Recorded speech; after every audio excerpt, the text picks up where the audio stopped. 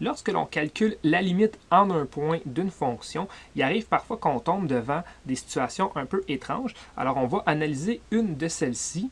Alors, on va prendre un exemple. Disons que l'on essaye de calculer la limite quand x tend vers 1, donc quand x tend vers 1, de la fonction x au carré plus 2x moins 3, le tout divisé par x au carré moins 4x plus 3.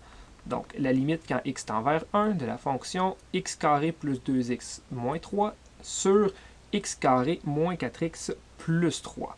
Alors, la première étape, c'est toujours de remplacer ma variable par la valeur vers laquelle elle tend. Donc, dans ce cas-ci, x tend vers 1. Donc, on pourrait remplacer tous les x dans la fonction par 1 et voir si on obtient une réponse, dans le fond, un nombre. Si on est capable déjà d'obtenir un nombre, on aura notre réponse.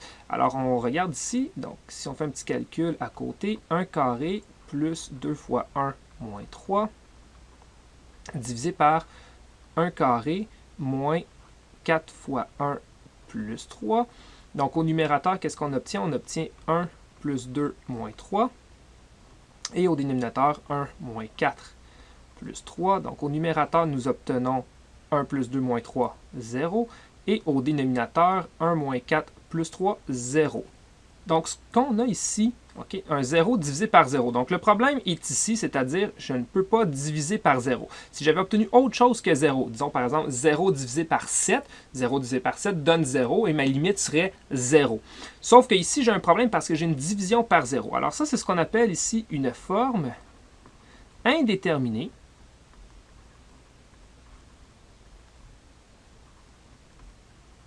Donc, une forme indéterminée de la forme 0 sur 0. Et là, ce qu'on va essayer de faire, c'est de lever l'indétermination pour pouvoir calculer cette limite-là, voir qu'est-ce qu'elle vaut si bien sûr elle existe. Alors, la première chose à remarquer ici, c'est que j'ai remplacé x par 1 au numérateur et au dénominateur et j'ai obtenu 0 dans les deux cas. Donc, qu'est-ce que ça veut dire? Donc, juste avant, je vais peut-être juste venir écrire ici égal la limite quand x tend vers 1, donc toujours garder la limite jusqu'à temps que je l'évalue. Alors ici, je répète, donc j'ai remplacé au numérateur par 1, x par 1, et j'ai obtenu 0. Ça veut dire que 1, c'est une racine du polynôme qui est au numérateur. Donc, ce que ça veut dire, c'est que si je factorise mon numérateur, eh bien, nécessairement dans la factorisation, il va y avoir x moins 1. Donc, dans le fond, ici, x moins 1. Pourquoi moins 1? Parce que dans le fond, 1 moins 1, donc le 1 qui est ici, va me donner 0, et c'est lui qui va me donner le 0 que j'ai obtenu ici. Donc, comme 1, en le remplaçant au numérateur, j'obtiens 0, ça veut dire que 1 est une racine du polynôme au numérateur de ma fraction. Et donc, ça veut dire que je peux factoriser x moins la racine, donc x moins 1. Alors, voilà. Maintenant, je vais continuer tantôt. Je vais juste venir mettre ma division. Au dénominateur, même chose, j'ai remplacé par 1 encore et j'ai aussi obtenu 0. J'ai obtenu ce 0-ci. Et donc, même raisonnement, ça veut dire qu'au dénominateur, dans la factorisation, nécessairement, il y a un facteur x moins 1. Encore une fois, x moins la racine. Je sais que 1 est une racine du dénominateur car quand je remplace dans le dénominateur, j'obtiens 0. Alors, je sais que je peux factoriser un x moins 1 au numérateur et au dénominateur. Alors là, ce qu'on va faire, c'est la factorisation. Alors ici, on a un polynôme de degré 2 à factoriser. Comme je connais déjà un terme, donc je connais x moins 1, et il faut que j'obtienne x carré plus 2x moins 3. Donc, on voit ici que le coefficient devant le x carré, c'est 1. Donc, le x doit venir multiplier un autre x ici pour obtenir le x carré. Donc, x fois x va venir me donner le x au carré que j'ai ici. Et en fait, ma constante, si je regarde moins 3, alors ça sera le produit de moins 1 et du nombre qui sera ici. Donc, moins 1 fois plus 3, c'est ce qui donne le moins 3.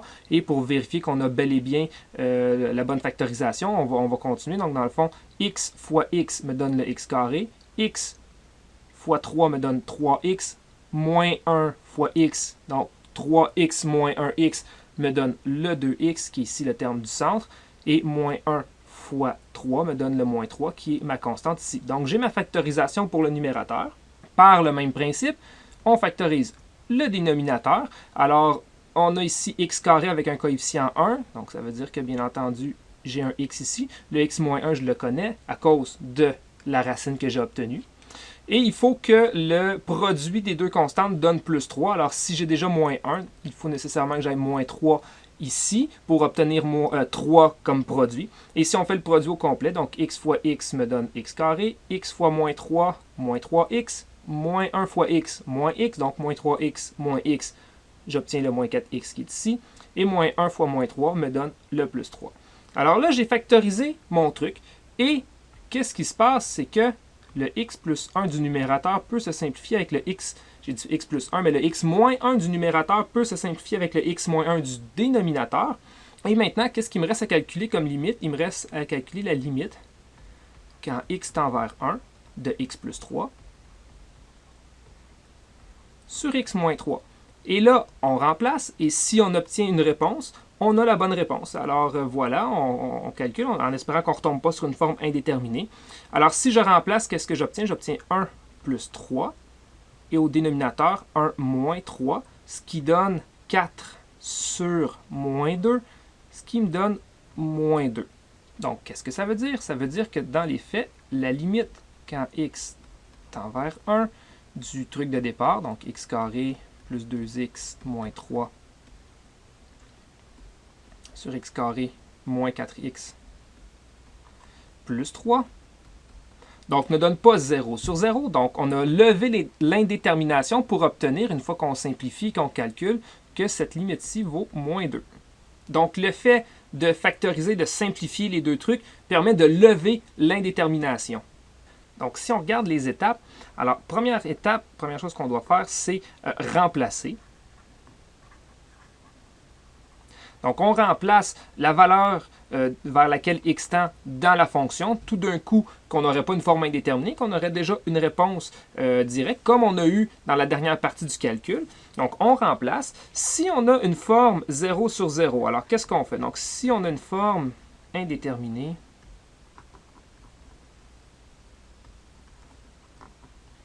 « 0 sur 0 », qu'est-ce qu'on fait? On factorise le numérateur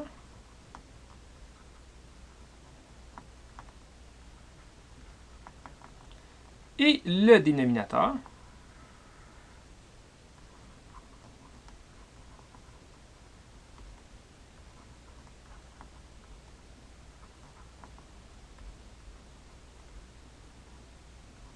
Donc, dénominateur. Troisième étape, on simplifie la fraction. Donc, simplifier. Quatrième étape, on remplace et on calcule la limite. Donc, dans le fond, on calcule la limite.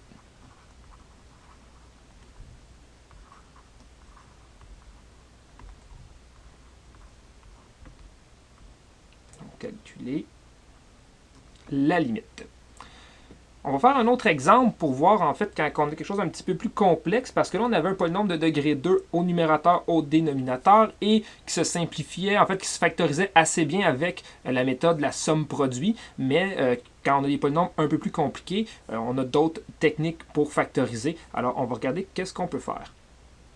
Alors voilà, maintenant disons que cette fois-ci je vais calculer la limite quand x tend vers 2 de la fonction x3 moins 6 x2 plus 11x moins 6 sur x3 plus 2x2 moins 5x moins 6. Donc, première chose, c'est de remplacer par 2 pour être sûr que l'on a vraiment une forme 0 sur 0. Si jamais on avait autre chose, on pourrait déjà avoir notre réponse. Donc, qu'est-ce qu'on a? On a 2 à la 3 au numérateur, ce qui donne 8, moins 6 fois 2 à la 2, donc 6 fois 4, plus 11 fois 2, moins 6. Alors, moins 24 ici, le moins 6, ça donne moins 30. 11 fois 2, donc 22 et 8 donne 30, donc moins 30 et 30 donne 0. Et au dénominateur, qu'est-ce qu'on a? Donc, on a encore 2 à la 3, donc 8, plus 2 fois 2 à la 2, 4, moins 5 fois 2, moins 6, Donc ici, on a 8 et 8, 16. 16 moins 10 moins 6 donne 0. Et on a bel et bien une forme 0 sur 0. Alors, on doit factoriser. Alors, savoir que en remplaçant par 2 au numérateur, j'obtiens 0, ça veut dire que x moins 2 est un facteur de la factorisation. Donc, la limite, quand x tend vers 2, et au numérateur, je vais avoir nécessairement x moins 2. Pourquoi? Parce que 2 est une racine du numérateur, donc nécessairement, j'ai x moins 2. Même chose au dénominateur. Donc, je sais que je vais avoir un x moins 2 aussi parce que j'obtiens 0 en remplaçant au dénominateur. Maintenant, ce que je dois faire, comme j'ai un polynôme de degré 3, c'est calculer ce qui me reste. Donc, je n'ai pas besoin de tout factoriser le polynôme de degré 3 en entier. J'ai juste besoin de trouver ce qui reste. Alors, pour y parvenir, qu'est-ce qu'on doit faire? On fait une division crochet. x3 moins 6x plus 11x moins 6. Et je vais diviser donc, par le crochet par x moins 2. Alors, pour obtenir x3, je dois multiplier par x2, ce qui va me donner x2 fois x, x3, x2 fois moins 2, x2. On soustrait et on obtient moins 6x moins 2. Donc, on obtient en fait ici moins 4x2 plus 11x moins 6, une fois que je fais tomber le reste. Donc, maintenant, moins 4x fois x pour obtenir le moins 4x carré ici. Donc, moins 4x carré. Moins 4x fois moins 2 va me donner plus 8x. On soustrait. Et on obtient quoi? On obtient 11 moins 8. Donc, on va obtenir 3x. On fait tomber le moins 6. Et finalement, 3x moins 6 ici, plus 3. Et je vais avoir 3x. Et moins 2 et 3 vont me donner moins 6. Je soustrais pour obtenir 0. Alors, le reste de ma factorisation, c'est x2 moins 4x plus 3. Alors, on fait la même chose pour le dénominateur, c'est-à-dire, je vais venir juste l'écrire ici sans faire le calcul au long, mais x3 plus 2x2 moins 5x moins 6, et on divise par x moins 2. Une fois qu'on fait la division crochet, ce qui va rester, c'est dans le fond ce qui vient ici. Donc, je vais vous le donner sans faire le calcul. Vous pourrez l'essayer si vous voulez. Mais ça donne x2 plus 4x plus 3. Alors, on voit qu'on peut simplifier x moins 2 et x moins 2 du numérateur et du dénominateur. Et maintenant, il reste à évaluer ce qui reste de la limite. Donc, on a la limite quand x tend vers 2. Au numérateur, on a x2 moins 4x plus 3. Au dénominateur, on a x2 plus 4x plus 3. Et donc, ceci est égal à 2 à la 2 moins 4 fois 2 plus 3. Et au dénominateur, on a 2 à la 2 plus 4 fois 2 plus 3. Alors, au numérateur, qu'est-ce qu'on obtient? Donc, 4 moins 8 plus 3. Et au dénominateur, on va obtenir 4 plus 8 plus 3. Et donc, qu'est-ce qu'on obtient au numérateur? On obtient moins 1. Et au dénominateur, on obtient, donc 4 et 8, 12 et 3, 15, donc 15. Alors, cette limite-là vaut moins 1 15e. Donc, la limite, je vais peut-être juste le venir ici, là, cette limite-ci, une fois qu'on a levé l'indétermination, est égale à moins 1 15e. Et on a notre limite. Alors, on a remplacé, on a déterminé qu'on avait une forme indéterminée 0 sur 0. On a factorisé le numérateur et le dénominateur à l'aide d'une division polynomiale. Donc, c'est un petit peu plus compliqué que par y aller par somme produit, mais on avait un polynôme de degré 3, on n'avait pas vraiment le choix. On a simplifié et on a remplacé pour calculer notre limite.